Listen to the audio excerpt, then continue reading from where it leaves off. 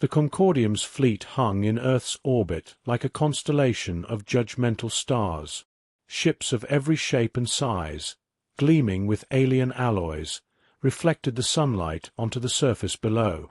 They were a coalition of over a dozen powerful species, united by their shared belief in their technological and cultural superiority. To them, Earth was an anomaly, a backward planet full of creatures that defied statistical odds by surviving at all. In Geneva, the Concordium delegation made their first planetary appearance. The city's streets had been cleared for security, leaving the plaza outside the United Nations building eerily silent. A hush fell over the gathered representatives of Earth's nations as the Concordium envoy disembarked. The being resembled a mass of shimmering light encased in a crystalline exoskeleton, radiating an aura of alien majesty. The Concordium leader's voice, translated through Earth's hastily adapted communication systems, was simultaneously grating and melodic. "Greetings, humans. We are the Concordium, an alliance of peace and order. We have come to bring you into harmony with the galactic community." Earth's representative, Dr. Ellen Warren, a seasoned diplomat, stepped forward. Her tailored suit was unassuming compared to the elaborate robes and bioluminescent displays of the Concordium members, but she carried herself with a calm confidence. "On behalf of humanity, we welcome you and express our gratitude for this opportunity to meet the stars." The Concordium's envoy tilted its crystalline form. "Your gratitude is noted. Your species has potential, but your world is inefficiently managed. Your history is riddled with violence and disorder. It is fortunate that we found you before you destroyed yourselves." Dr. Warren's smile was tight but polite. "We've learned from our mistakes. Humanity is stronger now because of them." The envoy's voice softened, almost condescendingly. "We will guide you to greatness, but there will be changes.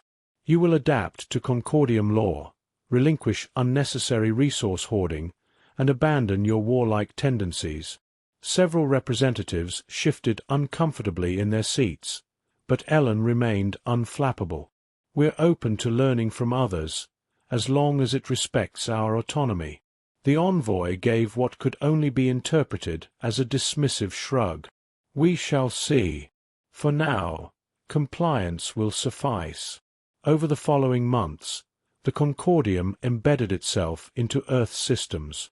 They introduced technologies that made human communication, travel, and manufacturing seem archaic in comparison. Yet, with every gift came an implied critique. Earth's methods were primitive, its culture inefficient.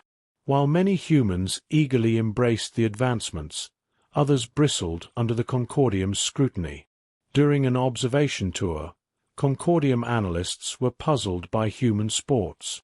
They watched football games, boxing matches, and even chess tournaments, scratching their metaphorical heads at humanity's obsession with competition. When asked why humans expended so much effort on these seemingly trivial pursuits, a coach grinned and replied, "It's not just a game, it's practice." The analysts dismissed this as bravado. After all, no species could possibly prepare for war through play. It was one of many peculiarities they catalogued and ignored. Tensions simmered during high-level negotiations. A Concordium minister, impatient with humanity's insistence on maintaining their independent military forces, questioned Dr. Warren directly. "Why does your species cling to weapons and defenses when we offer peace? Are you incapable of trust?" Ellen folded her hands, her tone measured. "Trust is built, not given. Humanity has learned the hard way that peace requires vigilance." The alien minister let out a series of sharp tones, which the translator rendered as laughter. "You speak as though your weapons could challenge the Concordium." Ellen hesitated, her expression unreadable. "We hope we'll never need to find out." The room grew silent as her words hung in the air. Then she added, with an uncharacteristic edge, "Please, don't make us mad. The warning was met with muted amusement. Among the Concordium, the phrase quickly became a joke. Species that had conquered entire star systems and bent physics to their will saw no reason to fear humanity's vague threats. What could a species of such limited reach and technology possibly do? Unseen by the aliens, a storm was brewing beneath humanity's calm exterior. The Concordium would learn soon enough that the smiles and politeness were not weakness, but restraint. Chapter 2. The Provocation. The Concordium's demands escalated. Humanity had proven cooperative in implementing the changes the Alliance required, but there were limits to how much they were willing to concede. Those limits were tested when the Concordium identified helium-3, a crucial resource for their fusion technology, on the Moon. They demanded exclusive rights to its extraction, asserting that humanity's limited capacity for space travel rendered it unnecessary for them. Earth's leaders resisted. Helium-3 was humanity's ticket to energy independence and interstellar expansion. Dr. Ellen Warren led the negotiations, her voice calm but firm. The Moon's resources belong to humanity. We've worked hard to reach this point, and we cannot relinquish such a vital asset. The Concordium envoy's tone hardened. Your claim is irrelevant. Your species has only begun to scratch the surface of spacefaring capability. The Concordium can extract and utilize these resources far more efficiently. You will comply. Ellen met the envoy's glowing gaze without flinching. We respectfully decline. In the following weeks, Concordium fleets took positions around the Moon, their presence a silent reminder of their power. Diplomatic channels buzzed with tension, and humanity, for all its bluster, refrained from overt confrontation. Ellen's pleas for peaceful resolution became increasingly strained as the Concordium's patience waned. Then came the breaking point. A Concordium battleship, citing unauthorized human interference, launched an assault on Armstrong Station, humanity's primary lunar facility.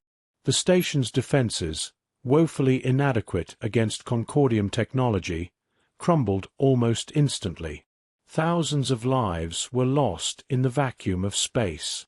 Footage of the destruction broadcast across Earth, the faces of the doomed crew etched into humanity's collective memory. The Concordium envoy delivered a cold statement to the United Nations. Let this be a lesson. Resistance to Concordium authority will not be tolerated. The human delegation did not respond immediately. For the first time since first contact, there was no carefully worded rebuttal, no diplomatic response. Dr. Ellen Warren cancelled all public appearances, retreating behind closed doors. The alien analysts, monitoring human behavior, noted the sudden cessation of global broadcasts and the unusual silence on digital platforms. To them, it appeared as though humanity was retreating, cowed by the Concordium's demonstration of power. But the truth was far more ominous. In an underground bunker in the Rockies, the leaders of Earth's most powerful nations convened. The atmosphere was grim, but not hopeless. On the walls were holographic displays of Earth's remaining military assets, maps of Concordium fleet movements, and projections of potential countermeasures.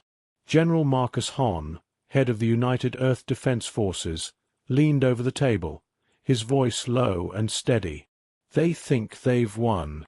They think we're too weak to fight back. President Okoye of Nigeria nodded solemnly. They've underestimated us. But can we actually win this? General Hahn straightened, his jaw set. We've been preparing for something like this for decades. The Concordium sees our surface, the primitive tech, the infighting, but they don't understand what we've been building beneath it. Ellen, seated quietly at the far end of the table, finally spoke. Her voice was colder than anyone had ever heard it. They've killed thousands of our people. They've made their intentions clear. Diplomacy has failed. The room fell silent as she locked eyes with each person present. They wanted to see what we're capable of. Let's show them. In the days that followed, the world's factories roared to life. Civilian production lines retooled for military purposes, churning out weapons and equipment at an unprecedented pace. Satellites, long dormant, suddenly lit up with activity, transmitting encrypted messages to hidden outposts across the solar system. Across the globe, soldiers trained in drills that had once seemed like paranoia. Cybersecurity teams worked tirelessly to shield Earth's networks while simultaneously preparing countermeasures to disable Concordium systems. Engineers and scientists dusted off experimental technologies, pushing them into rapid development. The Concordium's intelligence networks noted the shift in activity, but dismissed it as futile. "Let them play their games," one Concordium commander remarked. "It will make their inevitable defeat all the more amusing." On the Moon, Concordium forces began construction of their own mining facilities, confident in their dominance. Earth's protests had stopped. From their perspective, humanity had resigned itself to its fate. What they failed to notice were the small, seemingly insignificant probes launched from Earth's surface, probes carrying payloads designed not to mine, but to map. In the silence of space, humanity was watching and waiting. Chapter 3. The Quiet Before the Storm. The Concordium's mining operations on the Moon expanded rapidly. Their fleets maintained a tight orbit, their glowing hulls radiating an aura of invincibility. For all intents and purposes, the Concordium believed they had secured control over humanity's most valuable celestial resource without serious resistance. Earth, however, was not silent. Beneath the surface of its cities, in subterranean bunkers and hidden command centers, humanity prepared for a war that the Concordium could not yet fathom. Operation Veilbreaker. In an unmarked hangar deep beneath the Nevada desert, engineers swarmed around a fleet of sleek, angular ships. Their hulls shimmered with an iridescent coating that absorbed and scattered light, rendering them nearly invisible. This was Project Ghostblade, Earth's long-hidden stealth fleet. Developed in secrecy over decades, the fleet had been designed as a contingency plan in case Earth ever faced a superior foe. General Marcus Hahn addressed a room of pilots, their faces lit by the dim glow of holographic displays. "They think we're primitive. They think we're predictable. That's their first mistake." He gestured to a map of the Moon, overlaid with the positions of Concordium ships and installations. "Our first objective is to blind them. Ghostblade squadrons will neutralize their surveillance satellites and communication relays. Once they're cut off, we'll make our move."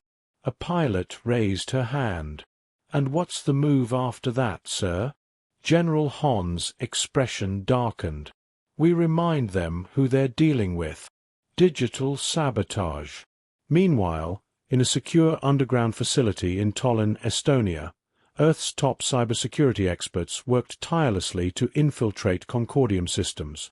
They had spent years analyzing the Concordium's technology, piecing together an understanding of their communication protocols and artificial intelligence systems. Amara Singh, the team's lead, leaned over her console, her fingers flying across the keyboard. "They've got layers of encryption on this network, but their redundancy is their weakness. If we exploit this choke point here," she highlighted a glowing node on the holographic display, "we can crash their whole local network." Her second-in-command, Julian Vega, grinned. "And when their network goes down, we hit them with false data. Let's make them think Earth's fleet is scattered and uncoordinated." Amara nodded. "By the time they realize the truth, it'll be too late. The world holds its breath." To the average citizen, life seemed to carry on as usual. The news networks were eerily quiet about the Concordium's attack on Armstrong Station, offering only vague reassurances that diplomatic efforts were ongoing.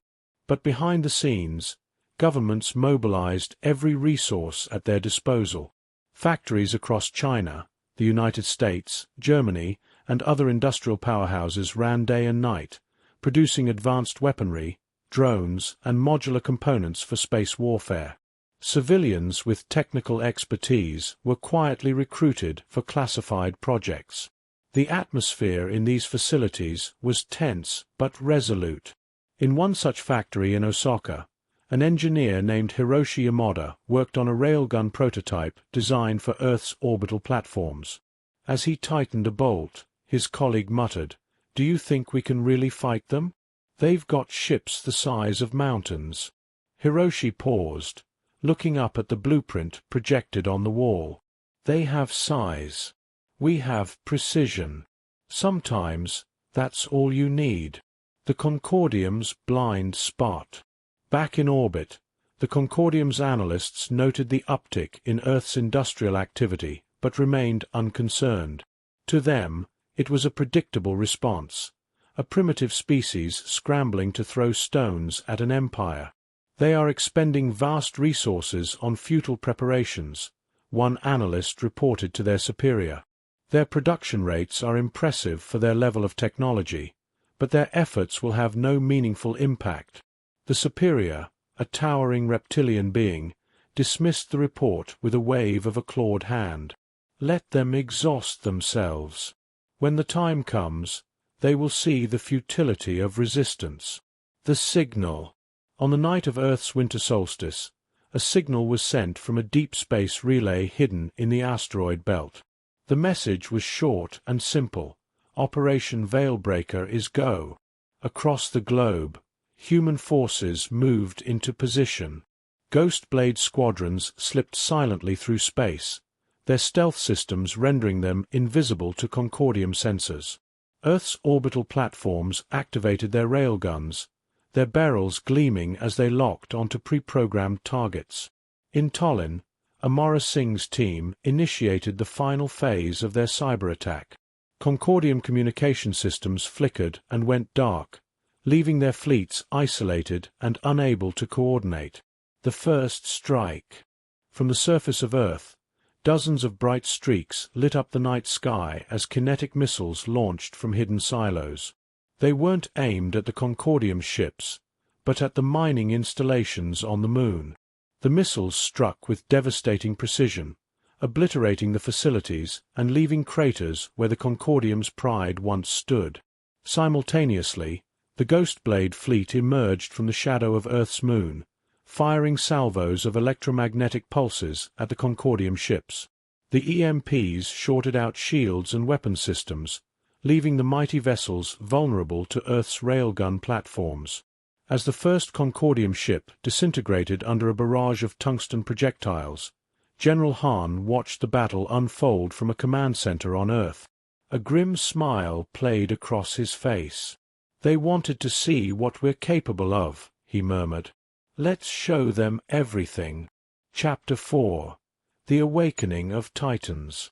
The Concordium fleet, once a symbol of galactic dominance, now drifted in disarray. Their elegant formations were shattered, and their once impenetrable defenses flickered with static. The Ghost Blade fleet's initial strikes had turned the tide of battle before it had even truly begun. Chaos in the Concordium command. On board the luminal Apex, the Concordium's flagship, High Commander Thavlekara paced furiously across the bridge. Her crystalline form refracted the light in jagged, uneven patterns, an outward sign of her agitation. Holograms of their battered fleet flickered in and out as her crew struggled to regain control of their systems. "Report," she barked, her voice sharp enough to make the lower-ranked officers flinch. "Our sensors are compromised," an officer stammered. "Communications are down, and—" Another explosion rocked the ship, sending sparks cascading from overhead conduits. A secondary officer shouted, "Enemy vessels have breached our defensive perimeter." "There! Impossible! They're cloaked and moving faster than predicted." Thavlekara's glowing eyes narrowed. "Primitive species," she hissed. "They are not supposed to be capable of this." Unconventional tactics. On the battlefield, Earth's forces proved what humanity had been warning all along. They fought differently. Unlike the Concordium's rigid battle doctrines, humanity's strategies were fluid, chaotic, and brutally effective. One human warship, the Resolute Dawn, darted through the wreckage of a disabled Concordium vessel. Its captain, Commander Elena Vasquez, barked orders to her crew as they exploited every weakness their intelligence teams had uncovered. "Target their maneuvering thrusters," Vasquez shouted. "Don't waste power on their shields. Hit where they can't defend." The ship's railguns fired a flurry of tungsten rounds, each shot tearing into exposed sections of the alien vessel. Without thrusters, the Concordium ship spun helplessly, colliding with debris from its fallen comrades. Across the battlefield, similar tactics unfolded. Human ships zigzagged through the chaos, exploiting the Concordium's inability to adapt quickly to this kind of warfare. Drones launched from hidden platforms overwhelmed Concordium defenses with sheer numbers, while Earth's cyber teams continued feeding the alien fleet false data. A deadly display of ingenuity. On the Moon's surface, human engineers unleashed their most audacious weapon yet, kinetic bombardment platforms hidden beneath regolith layers. These platforms, armed with massive tungsten rods, used simple gravitational force to wreak havoc on the Concordium's lunar installations. From her vantage point aboard a command shuttle, Lieutenant Jian Zhao watched as one of the rods descended like a falling star, impacting a Concordium mining hub with the force of a small nuclear explosion. The resulting shock wave rippled through the lunar dust, obliterating everything within kilometers. "Beautiful," she whispered. Then, louder, "Send a message to command. Tell them the Moon is ours." The turning point. As the battle raged, one of Earth's greatest weapons made its debut. Known only as the Leviathan, it was a ship unlike anything the galaxy had seen before, a massive, angular dreadnought that had been secretly constructed in the asteroid belt. Its hull was composed of layered alloys that absorbed and dispersed energy, rendering it almost impervious to standard Concordium weaponry. When the Leviathan emerged from its hiding place and opened fire, the results were catastrophic. Its primary weapon, a focused particle lance, sliced through the Concordium's flagship as though it were paper. On board the luminal apex, High Commander Thavlekara stared in horror as the ship's sensors detected the incoming blast too late. The beam carved through the bridge, and her final thoughts were of disbelief. How could a species so young have created something so monstrous? The retreat. By the time Concordium reinforcements arrived, the battle was already over. Earth's forces had systematically dismantled the invasion fleet, leaving only a handful of crippled ships to limp back into hyperspace. In orbit, the remnants of Concordium vessels floated aimlessly, their once pristine hulls marred by human ingenuity. The Moon was once again silent, but it bore the scars of battle, a testament to humanity's refusal to bow. Victory, but at a cost. In the aftermath, Earth's leaders gathered in Geneva, their faces a mix of triumph and grief. The battle had been won, but at great cost. Thousands of lives had been lost, and the planet's resources were stretched thin. Still, there was no doubt. Humanity had proven itself. Dr. Ellen Warren addressed the assembly, her voice resolute. "We gave them every chance for peace. We warned them time and again not to provoke us. And now they've learned the price of ignoring humanity." The room erupted in applause, but there was no mistaking the undertone of anger and determination. This victory was only the beginning. Back in orbit, Earth's fleet regrouped, battered but victorious. From the bridge of the Leviathan, General Marcus Hahn gazed out at the wreckage of the Concordium fleet. "They'll come back," he said quietly. Captain Vasquez, standing beside him, nodded. "And we'll be ready." Chapter 5. The True Strength of Humanity. The battered remnants of the Concordium fleet limped back to their space, their defeat casting a shadow over the once invincible alliance. Across their territories, news of humanity's victory spread like wildfire. For the first time in centuries, fear rippled through the Concordium. Their leaders, accustomed to dominance, now faced an enemy they had not prepared for, one that fought with a ferocity and ingenuity unlike anything they had ever encountered. A captive's perspective. In the depths of an underground facility on Earth, a captured Concordium officer was brought before a panel of human representatives. The alien, whose crystalline body shimmered faintly under the room's artificial lights, struggled against the bindings that held it securely in place. Dr. Ellen Warren leaned forward, her expression calm but unyielding. "We've spared your life to send a message, not just to you, but to your leaders." The officer tilted its head, its voice dripping with disdain. "Your barbarity has proven nothing. You may have won a battle, but you cannot hope to win a war."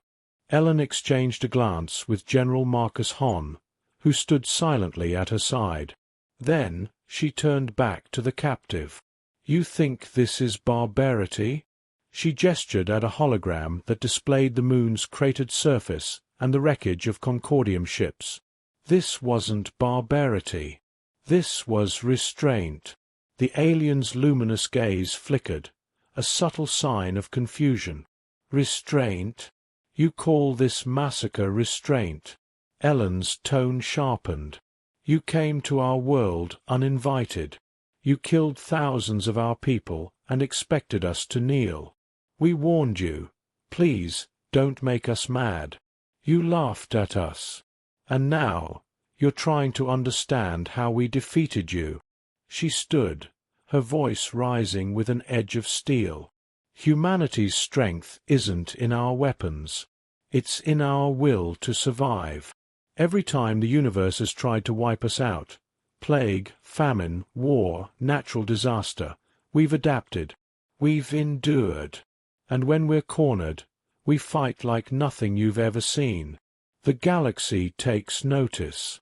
Across the galactic community, whispers of humanity's triumph reached even the most remote corners. Species that had once scoffed at Earth now began to reconsider their opinions. The Concordium, once the unchallenged enforcers of order, faced growing dissent within its ranks. On Ariath 9, a key Concordium world, citizens gathered in protest. A young Ariothi, her bioluminescent skin glowing bright green in agitation, addressed the crowd. "They told us humans were primitives, that they were weak. But look what they've done. Our leaders sent thousands to die because they couldn't imagine a species fighting back." The protests spread, and Concordium officials scrambled to suppress them. But the cracks in their authority had already begun to show. Humanity's next move. On Earth, a global council convened to discuss the aftermath of the battle. The meeting, broadcast worldwide, brought together leaders, scientists, and military officials. General Hahn spoke first, his voice steady and commanding. "The Concordium will return. They won't forgive this humiliation. But this time, we'll be ready." President Okoye nodded. "The question is, how do we ensure that when they come back, it's not just Earth that's fighting? We need allies." Ellen leaned forward. "The galaxy is watching us right now. They've seen what we can do. If we reach out to the other species the Concordium has oppressed, we can build something stronger, a coalition that stands for true freedom." The room murmured in agreement. Plans were set in motion to establish diplomatic channels with species outside the Concordium's influence. Humanity, once isolated, was now poised to become a leader in the galaxy. A final message. Before releasing the Concordium captive, Earth broadcasted a message to the galaxy. Ellen Warren delivered it from the United Nations Assembly Hall, her image transmitted across countless light-years. To the Concordium, and to all who are listening, humanity does not seek war. We value peace and cooperation. But let this serve as a warning. We will not bow to tyranny. If you come for us, you will find that there is no limit to what we will do to protect our home and our people." The camera zoomed in on her face, her expression unyielding. "And to the Concordium, specifically, you should have listened when we said, 'Please don't make us mad.'" The aftermath. The Concordium fractured in the months following their defeat. Member species, emboldened by humanity's example, began to question the Alliance's authority. Some even reached out to Earth, seeking alliances of their own. Back on Earth, life began to return to a semblance of normalcy, but the scars of the battle remained. In cities across the planet, monuments were erected to honor the lives lost in Armstrong Station and the ensuing conflict. Humanity mourned its dead, but also celebrated its resilience. From the bridge of the Leviathan, General Hahn received a report from Earth's newest deep space observatory. Unidentified vessels approaching from the outer rim, an officer announced. "Should we investigate?" Hahn smiled grimly. "Yes. But this time, let's make sure they know exactly who they're dealing with." Chapter 6. A Warning to the Galaxy. The Concordium, once the unquestioned enforcer of order in the galaxy, had been humbled. Its fleets were in disarray, its authority challenged, and its reputation tarnished. Member species, emboldened by humanity's defiance, began to demand autonomy, some even openly rebelling against the Alliance. The ripples of Earth's victory spread further than anyone had anticipated. The new galactic order. In the years following the battle, humanity became a pivotal force in the galaxy. Once seen as a backwater species, they now commanded the respect and fear of civilizations that had previously dismissed them. On a newly established orbital station called Unity Haven, representatives from dozens of species gathered for a summit. The station was an architectural marvel, constructed in record time using human ingenuity and technologies borrowed from other species. Its design symbolized the balance of power that was beginning to emerge, humanity at the center, with its allies in orbit.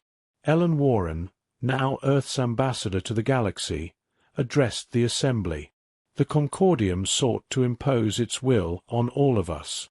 They claimed it was for our own good, that their way was the only way. But we've shown that even the smallest among us can stand against oppression. She paused, letting her words sink in. Humanity extends its hand in friendship. We believe the galaxy thrives on diversity, not domination. Together, we can create a future where no one lives in fear of fleets descending from the stars. The room erupted in applause, though not everyone present was pleased. Concordium representatives, now diminished in stature, sat in sullen silence, their glowing forms dimmer than before. A reckoning for the Concordium. On the Concordium's homeworld, the Supreme Council convened in secrecy. The chamber, once a place of confident declarations and sweeping decisions, now buzzed with tension. "We underestimated them," admitted Zeren Thrail, a serpentine alien with shimmering silver scales. "Their technology was crude, yes, but their minds, how could we have foreseen their ingenuity?" An elder crystalline being, its form dulled with age, interjected. "The humans shattered our fleets because we forced them to fight on their terms. We assumed they were like us. That was our failure." A silence fell over the chamber. For the first time in millennia, the Concordium's leaders were grappling with the possibility that their dominion over the galaxy was no longer assured. A new warning. Meanwhile, on Earth, humanity continued to strengthen its defenses and expand its influence. Advanced manufacturing facilities churned out starships at an unprecedented rate, while research into alien technologies unlocked new possibilities. Earth's fleet, once a hodgepodge of retrofitted craft, now rivaled the most advanced armadas in the galaxy.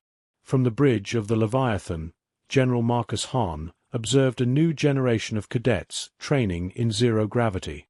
Their movements were sharp and precise, their eyes filled with determination. "They'll be ready," he said to himself, "for whatever comes next." The envoy returns. One day, an alien envoy arrived on Earth. Unlike the crystalline beings of the Concordium, this visitor was a wiry, insectoid creature with multifaceted eyes that reflected the lights of the UN Assembly Hall. It introduced itself as Ambassador Krith of the Lysithran Collective, a species that had long resisted Concordium domination. Krith bowed low before Ellen Warren. "On behalf of my people, I offer thanks. Your defiance has inspired us. The Concordium's hold on my world has begun to crumble. We would be honored to ally with humanity." Ellen extended a hand, a human gesture that Krith hesitated to mimic before finally placing one of its spindly appendages in hers. "Welcome to the Coalition," she said warmly. "A final warning." As humanity's influence grew, so did the curiosity of other species. Messages poured in from civilizations that had long remained hidden, each seeking to understand the enigmatic species that had defied the galaxy's greatest power. But not all the attention was friendly.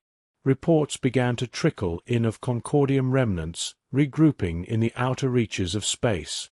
Whispers of vengeance echoed across the stars. To preempt any further misunderstandings, humanity broadcast a new message to the galaxy. The recording featured General Hahn, Ellen Warren, and President Okoye, standing side by side. Ellen spoke first. "To all species of the galaxy, humanity stands for peace. We will never seek conquest or domination. But know this, if you threaten our people or our allies, we will respond." Han's voice cut in, firm and unyielding. "And when we respond, it will not be with half measures." The message ended with a simple but chilling line from President Okoye. "We told the Concordium not to make us mad. They didn't listen. Let history not repeat itself." Epilogue. In the vast darkness of space, a Concordium fleet drifted near the edge of the galactic core, preparing for one final attempt to reclaim its glory. But as their ships powered up, a lone human vessel decloaked in their path. It transmitted a single, haunting message. "Please, don't make us mad." The Concordium commander hesitated, memories of Earth's devastating response still fresh. For the first time in their species' history, they chose to retreat. Humanity had not just changed the balance of power, they had changed the galaxy forever.